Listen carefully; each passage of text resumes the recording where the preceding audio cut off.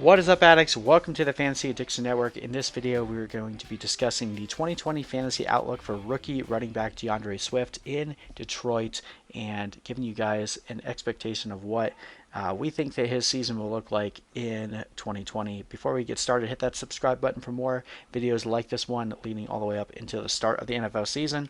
And let's get started. Now, obviously, last year in college, playing for Georgia, and one thing to keep in mind when you look at his low carry count is, and something that's not really that well known, Georgia is actually known as a friendly school for running backs. Part of the reason why they keep churning out guys like Nick Chubb and Sony Michel and attracting high caliber talent running backs there is their philosophy is that they don't want to completely chew up and grind through a running back's useful life, and they want them to get to the NFL as fresh as possible. So even when they have a prolific running back, you're very rarely going to see them give massive carry load to that running back to help preserve his strength heading into the NFL. And we've yet to see whether or not the science actually speaks to that, because there's been plenty of running backs that have had massive workloads in college that have been plenty healthy in the NFL.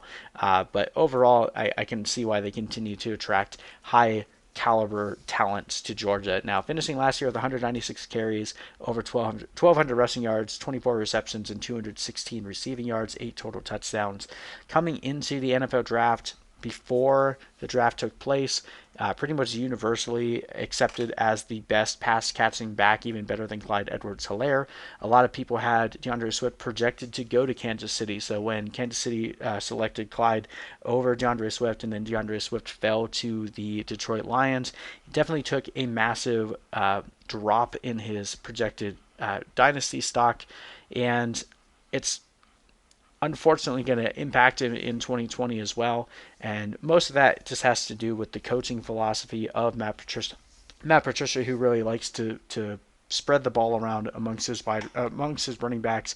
Kerryon Johnson obviously being replaced by AndreSwift, but is still there. And while I think AndreSwift is clearly a better talent than Kerryon Johnson, I don't think that he's just going to go away. So some things to remember about AndreSwift. Overall, very high caliber athlete, someone that likely would have went in the first round of drafts even just a few years ago. We've seen a shift in valuation of running backs over the past couple years that has caused guys like AndreSwift and Jonathan Taylor, J.K. Dobbins to become second round picks, even though they were better athletes coming out of college than guys like Leonard Fournette, who went in the first round, or even Melvin Gordon. So it's just a philosophy shift amongst ownership and general management in the NFL to slowly continue to see the devaluation of the running back position. But try not to take too much stock in that in terms of how we view them from a fantasy asset, because just because they're not a first round pick doesn't mean they're not going to get a massive workload in the first year. I think that there's definitely a world where AndreSwift sees a massive carry load, especially if Kerryon Johnson gets hurt again. And even if not, I think AndreSwift is far superior talent than Kerryon Johnson, and by the end of the year should be seeing at least a decent carry load, enough to be worth of a high running back 2, even a low running back 1. So AndreSwift is probably going to be a guy that ends up being a massive trade target around week 6 in the NFL, just based on the potential upside that he provides. Coming in with a 4.48 40-yard dash time, 83rd percentile for his weight. Weight adjusted speed score 105.3, 80th percentile there as well. Also had a 10.1% college target share in his second season, which is 75th percentile. And again, that's even with the lower snap count that Georgia typically gives to their lead running backs. He only had 3 drop passes in his career in college, and he had 0 in 2019. His best comparable player is Miles Sanders, a guy that we absolutely love this year, so his ceiling is most certainly there. Last year, Kerryon Johnson only saw a 62.1% opportunity share, which was 19th in the NFL when he was on the field, which wasn't often, but if AndreSwift is able to get anywhere near that 62% opportunity share, he'll definitely be a value in drafts. I'm concerned that the Lions aren't ready to completely throw Kerryon under the rug. Last year, Carolina also dealt with one of the worst run blocking efficiencies in the league, 53.2 at 59th in the NFL. And unfortunately, we're not expecting the offensive line to take too much of a step forward. They do lose Graham Glasgow, but they did make some additions there as well. So I don't really expect there to be a massive improvement to this offensive line, but maybe marginally.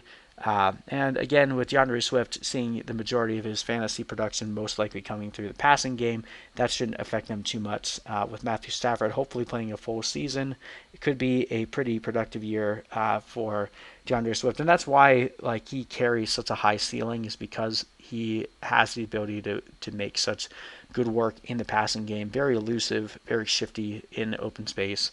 And then last year, Detroit actually had a pretty high running back target percentage. Running backs as a whole carried an 18% target percentage. So if AndreSwift is able to take the majority of the targets from the backfield, this could be a very productive season for him. Right now, we only have him projected at getting 861 rushing yards. Obviously, that's with the expectation of Kerryon Johnson carrying a pretty sizable workload for the first half of the season before AndreSwift begins to take over the backfield more. We have him at 30 receptions, but obviously that could get closer to 50 if things go his way, especially if he's able to prove out from the beginning that he demands more of a target share in the backfield, and if Matt Patricia will actually do something rational for once and use his best players in the positions that they need to be used. So there's plenty of upside for AndreSwift. And he's going cheap enough to where you can take a shot on him. Typically, you can get him around round 5 or 6 right now, which I don't think is overpriced for his potential. He's going around a lot of other running backs that carry similar upside, so I haven't personally drafted him in too many leagues yet, but he's definitely on my radar. If his draft price continues to go up, like if he jumps into the 4th or the 5th round, then I'm definitely going to be out. But if I can still get him in the 6th round, if I do go for like a modified zero running back approach where I take a running back in the 1st and then I go for wide receivers, AndreSwift is definitely on a short list of guys that you can target as your running back 2 that has running back 1 upside as the season goes on. But again, probably going to take more of a stay away in the draft approach. If you're in leagues that have people who trade and you're experienced at trading, I feel like AndreSwift is going to be a much better avoid on draft day target and then try to trade before he sees his usage tick up as the season goes on. That typically tends to be a pretty good strategy for guys like AndreSwift. That was something that we employed last year for Miles Sanders, and that worked out pretty well. Once he was able to get his carry count and his targets ticking upwards, once Jordan Howard went down to injury, Miles Sanders became a league winner, and I could see AndreSwift having a pretty similar season trajectory in 2020. So let someone else draft AndreSwift, let him have a few poor weeks 1 through 4, and then go trade for him cheap. Keep him on your bench until he breaks out towards the second half of the season would be my advice. But thank you guys so much for watching. Hit me up in the comment section if you have any questions or you have any different opinions on AndreSwift. I'd love to hear them. And hit that subscribe button for more. We'll see you in the next video.